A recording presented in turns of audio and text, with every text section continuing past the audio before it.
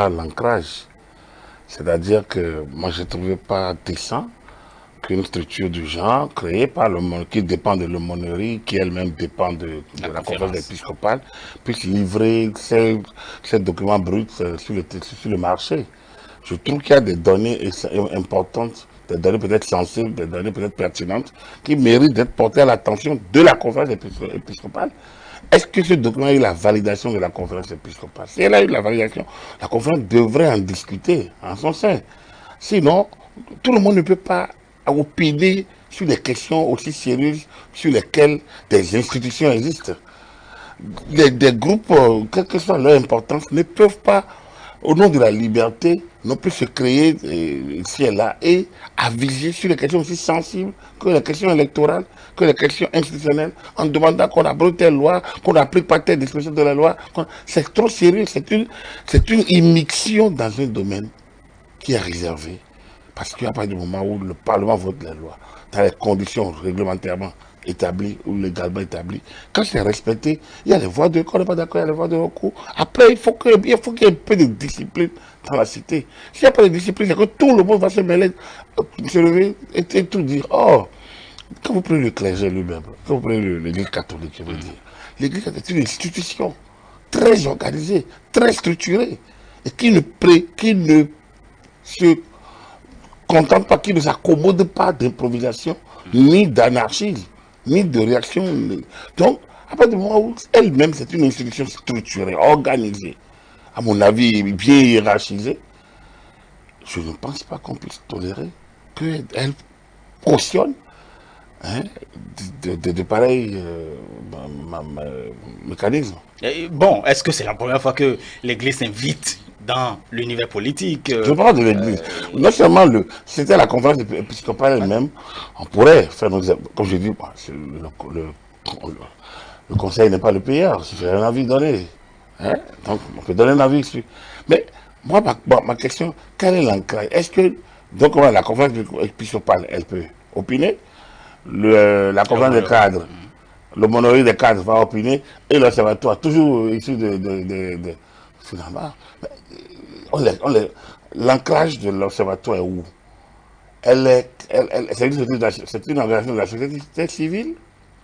Est-ce qu'elle est de la société civile? Bon, on pourrait dire que c'est quand même une démocratie hiérarchisée au niveau de l'Église. Oui, mais donc que l'Église nous habitue à une démocratie interne. Sinon, ça fait une émission, ça dit que c'est ça. Je ne sais pas si vous comprenez. Mon problème est tout. En fait, c'est la cible. C'est mon problème de citoyen. Moi, je veux bien que tout soit organisé. Moi, on nous a donné les structures, enfin, l'organisation d'un État, l'organisation, la structure d'un État. Il y a les gouvernants, il y a les gouvernés. Donc on a dit d'abord l'État c'est quoi? C'est un territoire, un pouvoir, une population d'abord, et un pouvoir. Donc, une population, un pouvoir, ça veut dire qu'il y a des gouvernants, il y a des gouvernés.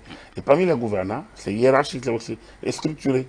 Parmi les gouvernés, ils peuvent s'organiser en des groupes comme ça et là. Dans le cas d'espèces, nous avons les institutions dans la République. On ne connaît pas notre constitution. Qui sont en train d'agir. Si leur fonctionnement ne va pas, il y a des organisations qui vont dire ah, telle chose ne peut pas fonctionner de telle manière. Ah, nous, on a des critiques, on a des commentaires sur telle chose. Ça, c'est pas un problème a priori. Mais lorsque des structures organisées comme l'Église veulent opiner sur des questions, surtout quand nous sommes dans le fonctionnement régulier des institutions, ça doit faire beaucoup attention. Autrement dit, par exemple, c'est comme si le chef de famille vient régler un différend ou bien écoute des bruits et vient écouter les parents et les enfants. Et devant tout le monde, il déballe tout devant parents et enfants. C'est normal. Et donc, vous auriez souhaité, par exemple, que l'observateur puisse transmettre aux institutions de la République, par exemple, ses analyses? À mon humble avis, dans le tohu-bohu actuel où ça vient de partout, je ne pense pas. Je pense que cette sortie est une sortie de trop. À mon avis, elle est inopportune. Donc, ils auraient dû agir autrement. On pourrait quand même se réjouir d'une chose, Agapit Napoléon Maforet, quand les motifs de joie, ça a été relevé justement dans ce document de 15 pages de l'Observatoire, les motifs a commencé déjà par le programme d'action du gouvernement, qui, selon l'Observatoire, est inspiré de Benin Alafia 2025 et qui montre des atouts énormes qui a laissé place justement, ce PAG qui a laissé place justement à des infrastructures pour le développement et puis l'attrait de notre pays. J'ai l'impression que c'est 4 ans après qu'ils s'en sont rendus compte. C'est tellement évident que tout le monde voit. Donc du coup, il y a l'opposition qui se fait obtus. Mais bon, je n'ose pas croire qu'on a besoin de quelqu'un. Est-ce que l'opposition reconnaisse ou pas, ou peut-elle reconnaître ou pas qu'il y a eu avancé, empêche Porto-Novo de jouir des infrastructures de développement, empêche Cotonou de jouir, empêche Caravi ou telle structure. C'est une réalité, c'est déjà là, c'est connu, c'est vu, tout le monde constate. À mon avis, je pense qu'il faut renforcer ce socle-là et peut-être appeler les différentes parties prenantes à jouer le jeu. Ce qui manque dans cette type de document, c'est tellement évident que je me dis, mais je ne sais pas si on a besoin encore d'une validation. À mon avis, la meilleure validation, c'est la population. Est-ce que c'est une évidence chez tous les Béninois quand on sait que vous avez, ce n'est pas la première fois, vous nous l'avez rappelé encore ici, au temps de Soglo, justement, les gens continuent pas à dire aujourd'hui, ben, est-ce que nous allons manger le pavé? Non, ceux qui l'ont dit, quand ils sont revenus aux affaires, ils ont dit au moment où ils le disaient, nous ne le savaient pas.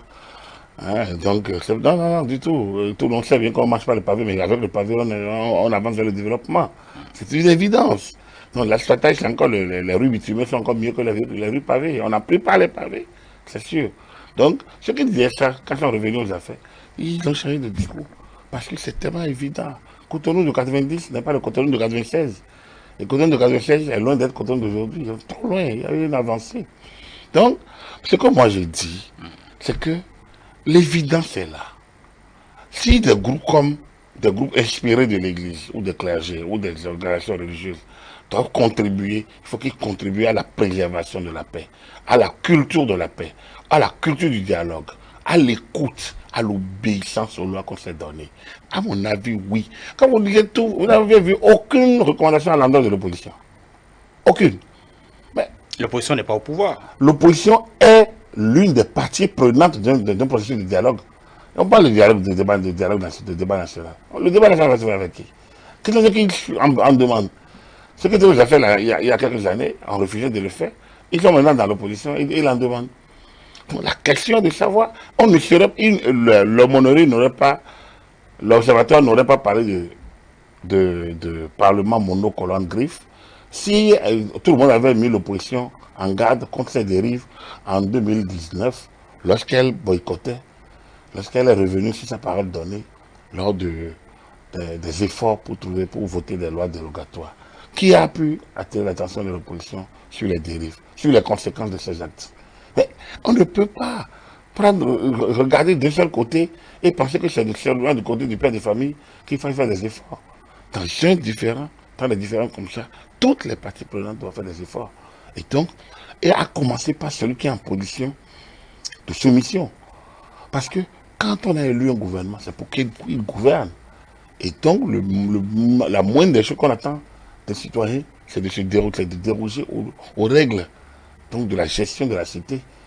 Et comme je dis, l'obéissance aux lois qu'on s'est données est liberté. Si on n'est pas en mesure d'obéir, les institutions dont nous sommes dotés nous-mêmes, et à chaque fois, c'est d'autres personnes non qualifiées qui n'ont reçu aucun mandat, c'est de leurs propos qu'on va tirer les vérités et on va les enfourcher comme l'évangile. Ce serait quand même dommage. Donc, pour moi, je n'ai pas, comme je vous l'ai dit, moi je suis un catholique, je suis un chrétien catholique de naissance. Et je n'ai pas changé de religion. Et même si je suis moins pratiquant, mais j'ai accompli mon devoir avec les enfants, avec la famille. En tout cas, les enfants ont tous fait le même cheminement. Donc je me reconnais comme un cadre catholique, un cadre laïque. J'ai été utile à un moment donné dans le mouvement catholique. Je suis un homme engagé.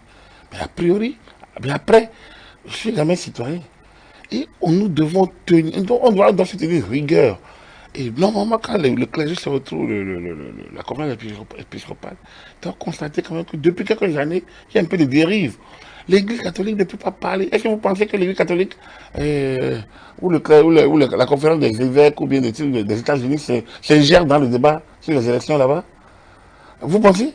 Vous pensez qu'en France, même dans l'histoire des lois sur le mariage pour tous, Ils ont donné leur avis, mais il ne peut pas s'ingérer. Il ne peut pas donner, il ne peut pas se mêler du débat politique. On vous dira que nous sommes en France, et que nous sommes en Afrique, j'allais dire, et que, bon, voilà, en Afrique, apparemment, l'Église s'ingère. Quand vous prenez le cas de la RDC. Le droit canon n'a pas fait ni aucun consul, ni le droit, ni aucun consul n'a fait de dérogation à l'Église africaine de se mêler de la politique. L'Église fait, il y a une doctrine sociale de l'Église au nom de laquelle elle mène un certain nombre d'actions, mais dans le domaine de l'engagement politique, il me semble que ce n'est pas son travail. Ce n'est pas son travail. Après il y a des cas exceptionnels de Monseigneur de Sousa ici, de Podro Alomé, du Père Aristide en Haïti, on sait comment ça s'est terminé. Il y a ces cas-là, mais c'est des cas ponctuels où l'Église fonctionne ponctuellement. Mais on a vu les gantiers opérer. Donc, comme je vous le dis, nous devons savoir raison garder. Et lorsque les institutions aussi organisées, structurées comme l'Église catholique, se mêlent du débat public, comme on l'a vu sur Yahi d'ailleurs, avec Monseigneur Gaillé, et se mêlent encore, on a l'impression qu'il y a une dérive qu'il faut arrêter. Ils ont plusieurs manières pour s'adresser au pouvoir public. Il faut qu'ils utilisent de cette manière-là. Notre société est hiérarchisée, l'Afrique même est hiérarchisée. On ne parle pas à l'autorité, on ne parle pas à l'ennemi, on ne parle pas au père de famille, de n'importe comment. Surtout lorsqu'il y a des situations conflits délicates. Donc le rôle de l'Église et des cadres n'est pas d'apprécier le niveau de développement. Ils n'ont qu'à aller militer dans les partis politiques et apprécier. Donc, il faudrait que chacun garde son rôle. Parce que c'est les mêmes personnes qui sont ici et là-bas. C'est nous-mêmes. Donc pourquoi c'est au niveau de l'observatoire chrétien catholique qui alors qu'il y a des choses à régler au sein de l'Église catholique, donc de la doctrine elle-même, qu'ils auraient pu, ils peuvent servir à ça, rebâtir la nouvelle Église, ramener un peu d'ordre d'éthique, par exemple. Depuis le départ de Dante, on n'a plus d'autorité réelle, par exemple. Ils peuvent travailler pour ça. On peut contribuer à ça. Je pense que c'est ça déjà, à ce niveau-là. Au niveau de la cité, il y a des gens qui sont élus. Mais il semble que quand la nation va mieux, la famille se porte bien. Non, c'est déjà le chrétien catholique utilise vraiment sa foi au service de l'Église. Et on lui demande maintenant de projeter dehors ce qu'il apprend à l'intérieur de nos chapelles. Si déjà il peut incarner les vertus de l'intérieur, dehors, non. C'est lui qu'il faut interpeller. L'observateur doit interpeller le cadre, la personnalité chrétienne catholique dans la vie de la cité, dans sa gestion quotidienne, dans son approche à l'autre, dans son écoute, dans son ouverture, dans sa dévotion à la cité. Ce n'est pas de donner carte blanche à l'opposition systématiquement. Ce n'est pas de donner carte blanche à la politique de la chaise vide. Ce n'est pas de répéter mécaniquement ce que les autres disent déjà. Non. Il faut que le cadre catholique, ou bien religieux, dans la cité, soit irréprochable. Et qu'on le juge ainsi. Et qu'on l'empêche de prendre des responsabilités au sein de l'Église quand il se compromet dans cette église. Voilà qui est plus responsable à mon avis. Et tout ça qu'on va concourir à édifier la cité. La culture du dialogue, la culture de la tolérance, la culture du partage, le respect du bien public, sont des valeurs que l'Église, dont l'Église peut s'approprier et qui peuvent être inculquées aux gens. Contre sanction en cas de dérive. Tout ça va concourir à accroître le sentiment patriotique, le civisme et donc le comportement vertueux des gens. À mon avis, c'est là qu'il faut déjà rebâtir. Tout le signe autrement, on passe totalement à côté. Très bien. Nous allons maintenant passer à un autre sujet. Ceci concerne bien évidemment la récente sortie donc, de l'ancien ministre d'État Diemba, voilà, qui est bien Soumanou, voilà, Diemba, qui est bien connu, en tout cas qui reproche un certain nombre de choses à l'ancien président de la République, Boni Yayi, l'héritage qui est laissé après la gouvernance et donc l'héritage des FCBE et tout cela. Boni Yaïne n'est-il pas libre de démissionner de son parti qu'il a créé? Et Djemba n'était pas libre de constater que le père a lâché le navire, le capitaine du navire a lâché son propre navire et interdit donc aux passants de profiter d'une randonnée politique à laquelle ils se sont préparés. Voilà, voilà, c'est un peu désaccord. Donc, c'est la frustration des militants. Et lorsque quelqu'un comme Djemba, qu'on connaît pas trop rancunier, un peu genre Pour son bonbon, franc-parler mais direct. toujours un homme qui croit toujours et avec son intérêt souris. Quand il en arrive à assurer une telle vérité, on doit pouvoir se... Normalement, le président Yahi doit se regarder dans sa glace et s'interpeller lui-même en se demandant s'il n'est pas en train de rater le coche, s'il n'est pas en train de rater son histoire, s'il n'est pas en train d'embrouiller son histoire. Parce qu'il a déjà réussi, il a déjà tracé une partie de l'histoire, une très bonne partie. C'est une très bonne partie avec son cursus de la BCAO au cabinet de Soglo, de la cabinet de Soglo à la BOAD, à la présidence de la BOAD, de la présidence de la BOAD à la présidence du BD, 6 ans dans le chaos. Quand tu as fait tout ça, tu es en tant que président de l'Union africaine, mais tu as une vocation totalement différente. Tu es un peu le père de ta grande famille, et ensuite, tu es le médiateur, national comme international. Et aujourd'hui, comme on en manque, voilà le rôle. Par exemple, et je pense qu'au-delà de tout, c'est ce que regrette Djemba. C'est cela. C'est que le président Yahi ne se donne pas d'autres rêves plus ambitieux que de rester dans le petit jeu pour de la politique politicienne. C'est ça. Et donc d'empêcher aussi donc d'incarner peut-être des valeurs auxquelles il a cru lui. Le président Yahi nous a toujours déploré que des valeurs éthiques, morales et spirituelles aient pu vider le lieu, aient pu déserter notre forum, au point où le changement était impossible à faire sans une certaine refondation. Mais lorsque ça, c'est comme ça, ça peut être comme ça, c'est intéressant, il importe. Donc, une fois qu'il n'est plus au pouvoir, il n'a pas réussi à faire tout ce qu'il a voulu faire, mais qu'il accompagne les autres à le réussir. Et aujourd'hui, le comportement n'est pas de cette nature. En lâchant l'FCB, en les faisant présenter comme un peu comme des vendus, les traîtres, je pense pas qu'il n'arrange pas sa propre famille. Parce que les mêmes causes vont produire les mêmes effets dans les démocrates. C'est une évidence. Est-ce qu'il fallait rester quand on sait que, bon, parce qu'il estime qu'il y a un peu d'ingratitude, il estime que les valeurs partagées n'étaient plus au rendez-vous, un certain nombre de choses. Il reproche quand même beaucoup de choses. C'était à lui de voir. C'était à lui de voir. Mais je pense que c'est lui qui a mal joué. Je vous raconte toujours cette histoire où les lois dérogatoires étaient prêtes. C'est lui qui a demandé en tout cas selon ce qui a été dit, que les gens ne signent, que retiennent sur les signatures et qu'on donne le récépissé à tout le monde. Alors, est-ce qu'on donne le récépissé? Est-ce qu'un État sérieux le fait?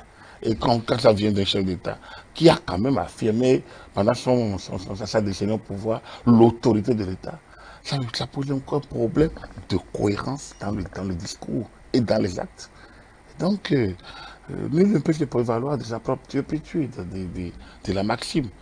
Et donc, on s'étonne de voir que hier, notre force doit rester à la loi. Et aujourd'hui, on peut tout faire de la loi parce que, bon, voilà, on est à l'opposition, donc on s'en fout, on peut le faire. Donc, c'est tout ça qui a créé la friction. Et donc, est-ce que le président a eu raison de quitter la Chine? C'est lui de savoir. Mais si déjà des gens qui sont reconnus comme des fidèles, en arrivent à exprimer une telle lassitude, une telle frustration, je pense que le président a besoin d'y réfléchir à plusieurs fois. Sinon, bon, peut-être que c'est quand tout va le quitter. Est-ce qu'il y a des opportunités aujourd'hui pour se rattraper? Mais l'homme tout et chacun de nous a toujours le temps de se rattraper. Tout le monde. Donc le président, s'il pense qu'il peut se rattraper, qu'il doit se rattraper, je pense qu'il a encore tout le temps pour le faire. Voilà. Très bien. bien, merci beaucoup à vous, Agapit Napoléon Maforican, consultant politique à ETélé. Vous êtes par ailleurs notre consultant politique, vous êtes par ailleurs expert électoral, expert en gouvernance, consultant médias et communication. Mesdames et messieurs, merci donc de nous avoir suivis. C'est la fin de la chronique du soir et c'est la fin de votre émission Le Grand Soir pour le compte de ce lundi 7 décembre 2020. Merci de nous rester fidèles. Vous n'oubliez pas nos canaux digitaux, ETélé Bénin, quand il s'agit de notre chaîne YouTube, notre page Facebook ETélé Live. Vous n'oubliez pas le www.etelebénin.com. Vous pouvez suivre tout juste après nous, bien évidemment, votre feuilleton Les Filles de la Mafia. Vous n'oubliez pas votre rendez-vous avec Stanislas Benouko à moi. C'est bien Raconte ta journée à partir de 23 h. D'ici là, portez-vous bien. Agréable suite de soirée à chacun et à tous.